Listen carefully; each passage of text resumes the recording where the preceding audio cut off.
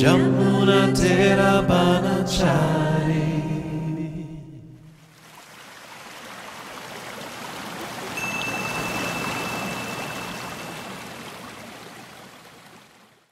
Namaste.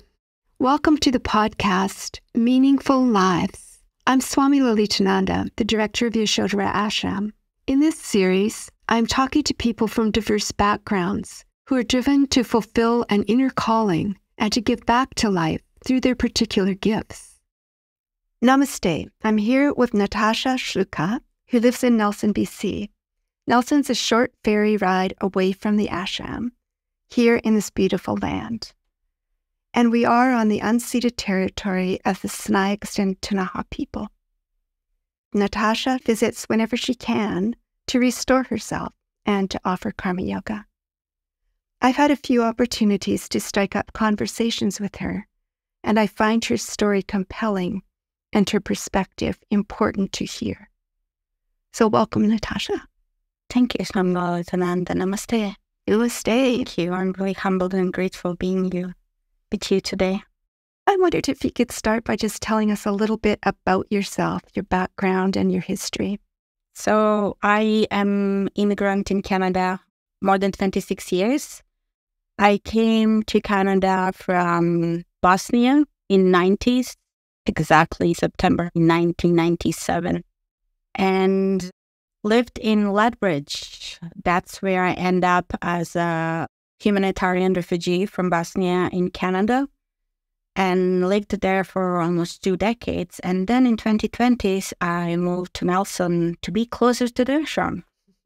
So you actually lived through a war, and that was a very long and tragic war. It lasted for years. I just wonder how you lived through that experience and what it was like to immigrate to Canada and to be a refugee. That war was inside of the country who broke apart and divided. And I was in my early 20s when that started. So for me, it's probably experienced through it is completely different than from some other people. But with that question, how did it happen? Why did it happen? How did we go through it? It's ongoing questions, which I'm asking now for 26 years. But living through it, I guess like anything else, when it comes your way, when it becomes inevitable, you're figuring out day by day, whatever that day brings. And what is interesting about war, it's you remember fragments, you remember certain words, certain events, which switch you and what you realize, and you try to what's happening around you in the place where you lived all your life with people. I was born there, I grew up there, I had friends there, my family was there. The last thing in my mind was that war is going to happen in my country, right? It was always somewhere else, but never here, right? Yeah. And then it comes, and then you see how everything is breaking apart. To me, what the hardest part of it was erasing everything that was in the name of something new. And just like it's not existing anymore. So it's not anymore. Friendships are not anymore. Marriages are not anymore. Countries not anymore. Cities are not anymore. Ethnicities are not anymore. So everything that was, it's not anymore. So how do you grasp that? That was something that I think you ongoingly try to understand. Mm-hmm. And then from that place of everything disappearing, you end up in another country. When we realized that area, even when after peace, after war finally stopped, we realized that for a long, long time, there will not be normalcy, and that this tension are going to be ongoing, and that beast of otherness, it's going to be fed for a long time. And we figure out we want to look somewhere else, because for me personally it was too painful. Like, I could not make a peace in my head that this is what left of us as a country, that we look over us and them, and always conversation was about us and them. So that was something that made us to try to look for some other options to go somewhere else. And what was that like to be suddenly transported into a land where you didn't have the culture and language? Yeah.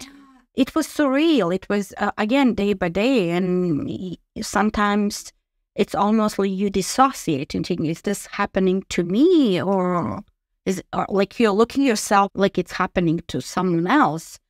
Because like one picture which I remember from coming to Canada was there was a group of people who are approved to come to Canada, and we were, although none of us know each other because we're in different places and stuff, but we were approved to and have get papers to come to Canada.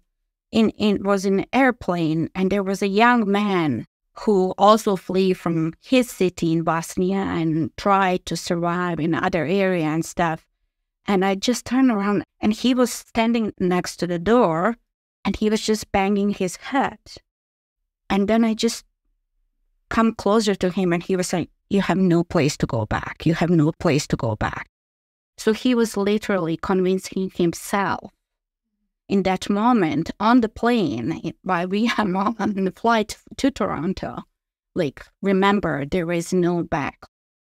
So to me, that was depth of that tragedy when you don't want to leave. Like, it's all what you know. Like, you never planned. Those are young people, right? Mm-hmm. But he is trying to remind myself, like, leaving that, like, it's okay, you leaving. So I don't know, that, like, that's what I'm saying, fragments. Those are things that stick with you and give you these marks of explain to me my own feeling about no going back, or there is not much happening there that for me that I can survive or can thrive on any way there, like, right. So you did what you had to do to survive. Yeah. And now you are doing well, I understand. Yeah. I'm thinking that story that you just told was like the bridge was gone. There was no bridge back. And I know in talking with you a little bit before we had the interview, you said that the main thing is building bridges. Yeah. And I think over those 26 years, you must have built some bridges. When I said a bridge back to what has been. It has been one country. That's no more. Now there are so many different countries there. From one country, it became 6 countries.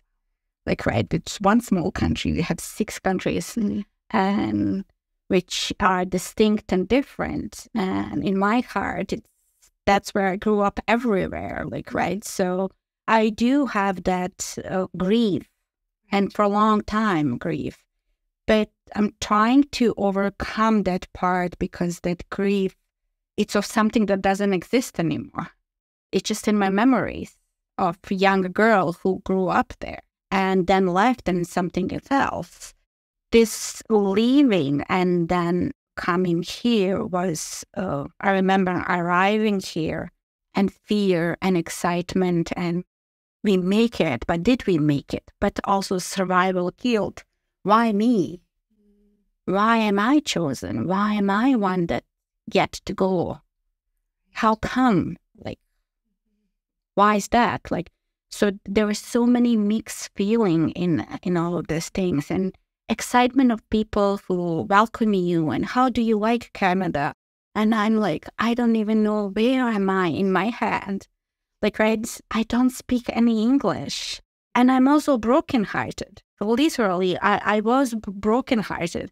And for a long time, I was so uncomfortable when I get those questions, and you want to please the people and tell them something that, like, right, because they want to make sure that you're okay, Right. like, right, that you are okay, that they are provided for you, that you feel okay, but my headspace, it's not where there it is. So it's being like that, what to say and and understanding what I feel and how I feel and where is. So that's the process, which was going for a long time while you're trying to survive. Like, I will be honest, like, I came here with a sister, it's two of us, early 20s girls, no English, coming from war-torn country which tore itself from inside out. So we were paranoid, like, why they are bringing us here, why they are helping us, because it doesn't make sense. You're coming from the war, where in your own country that happened. Why would someone, like, right? So you need to come. You're looking for a change, but you also don't believe it. And it's not that something was wrong in Canada. It's our experiences are making us to ask those questions, right? So being really reserved on that level and being a girl, because there are many other opportunities where people say to apply for some other places. So those are my fears, because we're coming with 2 bags, literally. That's what you could get on the airport. I don't speak English. I'm coming to a country. Yes, they said they will help us out with English and everything. How am I going to make it? How am I going to learn this language? Who is going to hire me? How are we going to make that money? I will own money for this flight and all of these things when I come. For me, that's like millions and millions of dollars. How am I going to pay this money back? Like, all of these things. My mom is behind. How are you going to bring her here? So there is all of these things are just swirling. And then you come and you can even strike basic conversation. Like, how are you? How is the weather? Wow, you had a big learning curve in front of you. But here you are, 26 years later, talking in English about all of these things in one of my favorite places on earth. And looking quite well adjusted and doing meaningful work, I think. I hope so. Yeah. It's challenging, but it's meaningful because it's full circle. Can you say what your work is and what you do? I am working as an employment counselor or employment specialist. There are different names for it. And specifically, I'm supporting newcomers who arrive to Canada and finding employment. So addressing their barriers, obstacles where they come across, whatever they are, in order to find a job, meaningful job, sustainable job, a job, whatever they need, whatever their goal is, actually. And organization, what I'm subcontracted to work, BC here in Kootenay, it's Immigrant Services Society of British Columbia. So it sounds to me like you have become the bridge. You're a person who wants to build bridges and make sure that people are seen and heard and understood. And you came from that situation knowing that you couldn't go back, and you've gone ahead, and now you're providing services to people who might be in a similar situation to yourself. Yes, and we have different immigration, and there are economic or skilled immigrants, immigration, family reunion and connection, and then humanitarian immigration, which is the smallest piece of pie of whole immigration coming to Canada. And it is a bridge that these programs are actually transitional bridge for people who are coming in this area. And I was provided those services. Were you? When I come here, and I know what do they mean. And maybe not at the beginning when I was going through it, but reflecting back to it, where I am in my process, how meaningful and helpful it was, and how grateful afterwards I was. Honestly, in the process when it was happening, it was just happening. But looking back on all that support, what was given to get to the place It's one of the reasons why we decided to apply to Canada, because from some conversation with people was that there are some social nets in Canada that it's gonna support you, that you can stand on your feet, which was on some level important to me, instead of coming with no English and anything, as I said. So that was, even I didn't know what does that mean, even I was scared, and it was some level of comfort coming to Canada, for me personally, for sure. And so coming from that, now working with people who are, especially because I started to work during pandemic, and understanding what they're going through and what they are dealing with, it's just seeing sometimes when I ask some questions and stuff, how from someone who is tense and come with all of these questions and fears and everything, and I ask a few questions, so having that connection when they just sigh, and then I see, oh, she understands, that they have that someone who know what they are talking, what they're going through. That's it's sometimes that's enough. Right. And how do you think you communicate that you understand?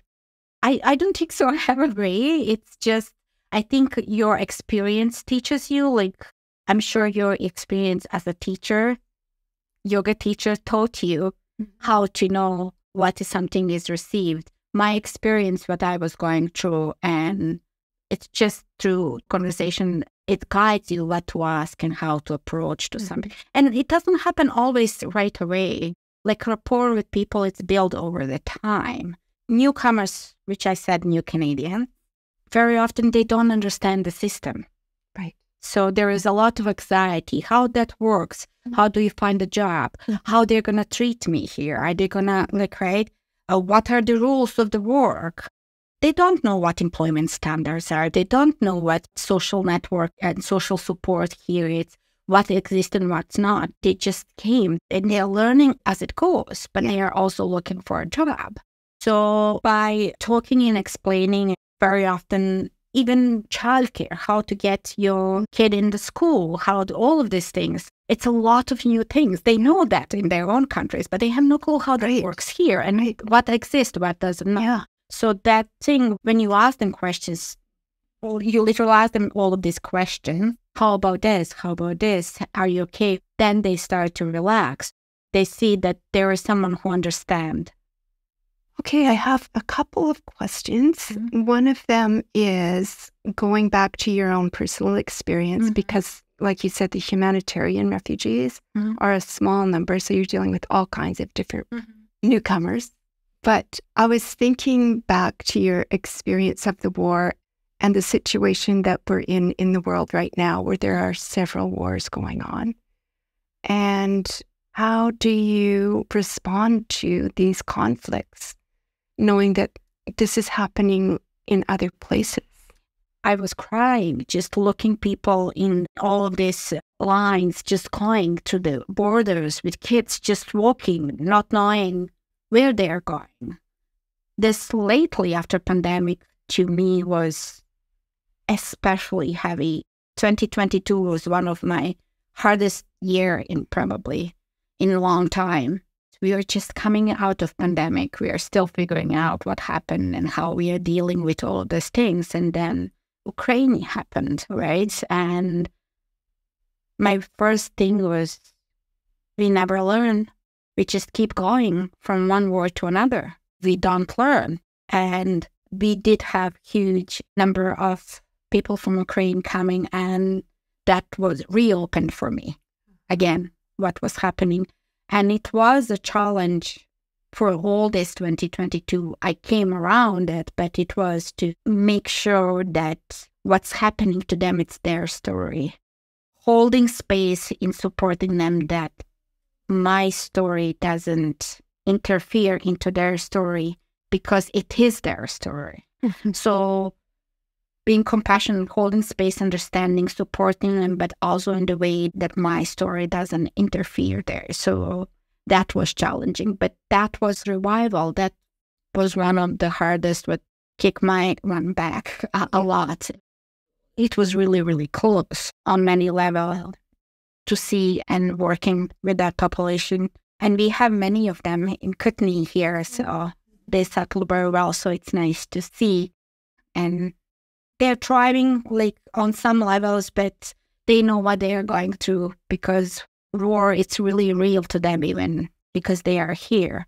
It was ironic that just before that war, we were talking about something and at work with some of my colleagues and stuff, and how very often in this conversation about principles and who is right, who is wrong, and how we are not gonna budge and how we are gonna stay on it, that it's gonna be this way and we're not gonna tolerate some. And to me, it's just budge. Each of our politicians needs to budge. They have to sit together. They have to talk. To me, there is no other way, or we are just gonna keep doing this, one after another after. And I don't care how long they're gonna sit. Months together, talk until they get sick of it, and then again. That's to me only because, in my mind, that's never a solution. In our history book, we always have winners and losers. But when we are talking about civilian and families and what's happening, there is no winners. No winners, no. And how do you take care of yourself, Natasa? What helps you? It's phases, different phases of my life. I coped differently, and I coped, I guess, way how I knew the best. And it was not always the healthiest way for sure. I do remember for a long time, it was when I was in that survival world, which it's such a strong thing because it was in me for such a long time. So it was pathway who it's well known. Mm-hmm. And it becomes familiar. Yeah. So even if it's not healthy and normal, that's what was for a long time was the norm and normal for me. So for the while was nowhere. Once when I get some language and started to work and get some work and everything, I was covering all bases, having several jobs and going to school and doing all of these things and doing everything magnetic 100%. And I didn't realize why I am doing this. And then one day you just realize, and then you try to change things, try to see differently. I needed time to feel safe. It took a long time that there was not going to be like you are like pulled rug under your... And those fears and many things, and many of them you are not even aware of. Because they're so long with you, you almost become them. But then, after I finished university, which was, I'm really grateful I managed to do that. I was normal girl living in my country, in my city, having my girly dreams, whatever they were at that time, right? And then suddenly you are one labor refugee, other one displaced person, then you're immigrant, then you're a newcomer, then you're a person with accent, then you're so many other things. And I was like, where am I in all of these labels when you're going through the system and through the life? And very often these things, people don't do that intentionally to label you. Sometimes it's just systems, how they're working. But how I took it is so you lose yourself. So sometimes you even accept those roles and try to play these roles what you are expected to play. So to go through all of this spiderweb, figuring it out, what am I, what are labels, what is society, university helped me a lot. I went to university, took geography, loved geography, but because it's liberal studies, I needed to take other classes, and to me was, let's take anthropology, because anthropology was completely complementary to me, to geography.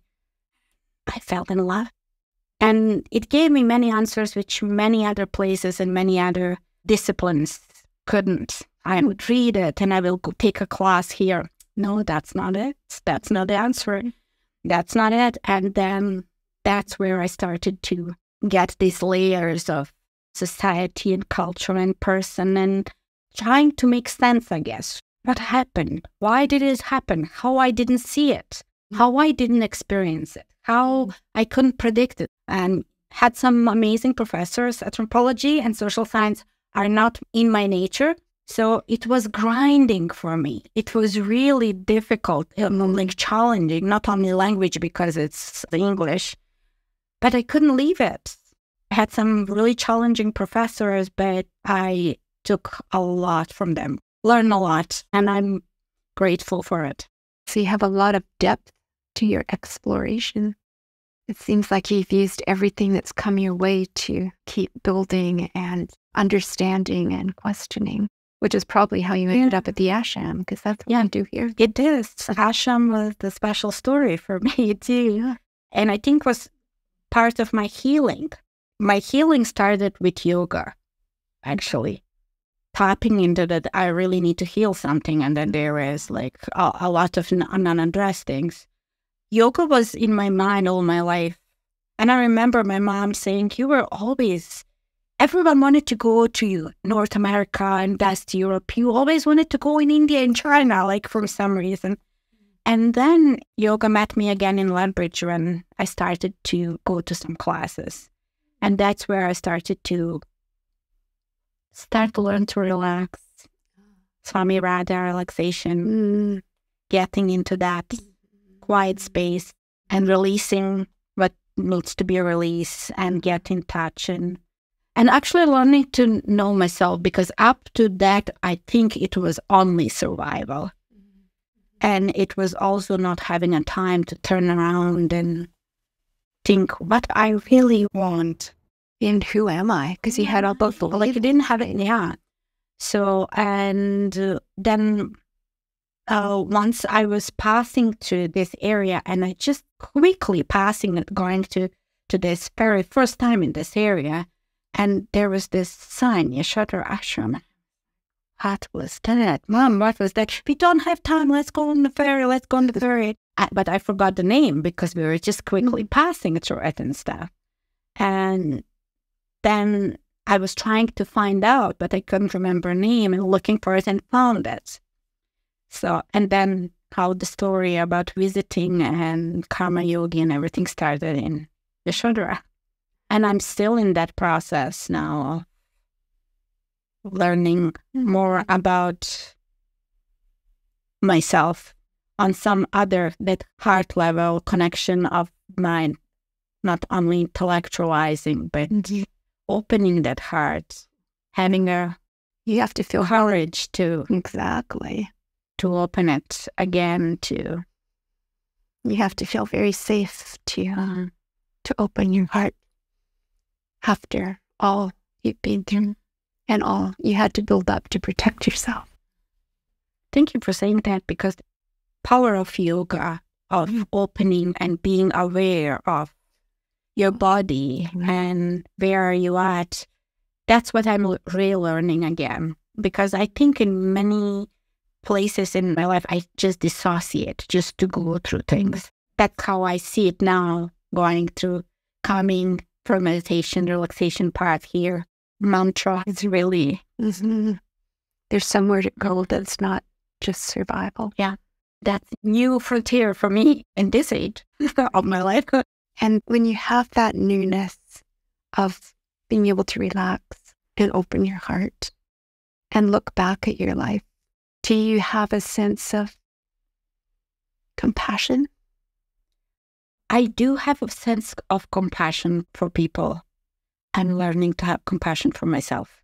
I'm learning, and it doesn't come easy, but I'm learning. I'm finding that that's the real work that opens different level of compassion to others, which I'm working on it. Do you have any final things you'd like to say? Talk to people. Talk to immigrants, but not immigrants. Talk to other human person who is across to you. Try to see them listen their stories. They are same as you. Human who just from whatever reason came in this country, same as most of us came to this Canada, and recognize humanity into them. Let's go beyond these statistics, numbers, names, ethnicities, and everything else. That's going to connect us if we see each other, if we listen to each other. I think that's the bridge. I think you're right. Well, thank you, Natasha. Namaste. Namaste.